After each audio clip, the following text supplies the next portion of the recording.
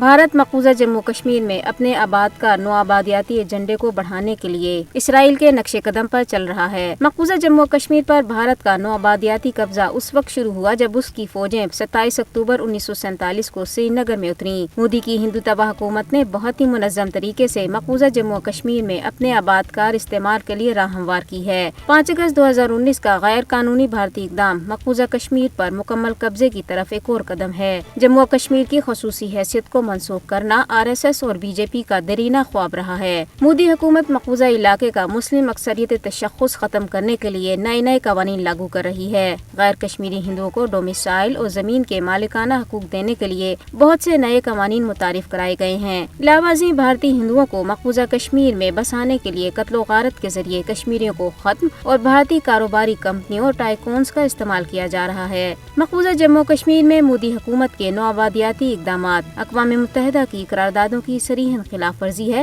جس کا عالمی برادری کو نوٹس لینا چاہیے۔ کل جماعتی حریت کانفرنس آزاد جموں کشمیر شاخ کے سینئر رہنما محمد فاروق رحمانی نے فلسطینیوں کے قتل عام کی شدید مذمت کرتے ہوئے کہا ہے کہ اسرائیل اور اس کے حامیوں نے اقوام متحدہ کے تمام انسانی قوانین کو اپنے پیروں تلے روند کر اپنے آپ کو انتہائی وحشیانہ ثابت کیا ہے۔ بھارت مذموم مقاصد کے لیے غیر قانونی تارکین وطن کی واپسی کے پاکستان کی مہم کو بدنام کر رہا ہے، جبکہ دوسری جانب گزشتہ 15 سال سے بھارت میں مقیم افغان شدید سماجی اور معاشی مشکلات کا شکار ہیں، کیونکہ انہیں وہاں روزگار، تعلیم اور صحت کی کوئی سہولت میسر نہیں ہے۔ کینیڈا اور بھارت کے درمیان سفارتی کشیدگی شدت اختیار کر گئی ہے۔ کینیڈا نے بھارت سے اپنے 62 میں سے 41 سفارتکار واپس بلانے کا اعلان کیا ہے۔ بھارت اور کینیڈا کے درمیان تعلقات اس وقت کشیدہ ہو گئے تھے جب کینیڈا میں سکھ رہنما ہردیپ سنگھ نجر کے قتل کا الزام بھارت پر عائد کیا گیا تھا، جسے کینیڈا میں رمابس 18 جون کو قتل کیا گیا تھا۔